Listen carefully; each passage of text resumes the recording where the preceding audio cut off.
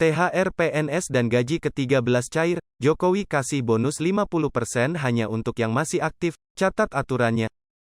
Tunjangan Hari Raya, THR, PNS atau ASN dipastikan segera cair dalam waktu dekat. Presiden Joko Widodo, Jokowi, memastikan bahwa tunjangan Hari Raya, THR, bagi pegawai negeri sipil, PNS, atau aparatur sipil negara, ASN, segera cair sebelum Lebaran.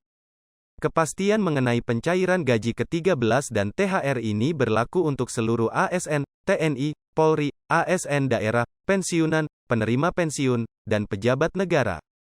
Selain THR, PNS juga akan mendapatkan gaji ke-13 dan tambahan tunjangan kinerja, TUKIN, sebesar 50%.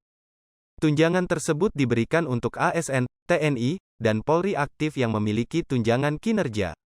Hal ini disampaikan dalam pidato Presiden tentang THR dan gaji 13 tahun 2022, sebagaimana dikutip dari laman resmi Setkap, Kamis, tanggal 14 April tahun 2022.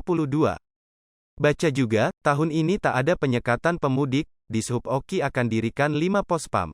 Semua tentu sangat menginginkan perjalanan mudik berlangsung lancar dan penuh kegembiraan. Yang terpenting, pemerintah selalu meletakkan keselamatan masyarakat sebagai prioritas utama, baik keselamatan selama perjalanan mudik maupun keselamatan kesehatan kita. Sekali lagi, jangan sampai ada lonjakan kasus yang tak terkendali setelah kita merayakan Hari Raya.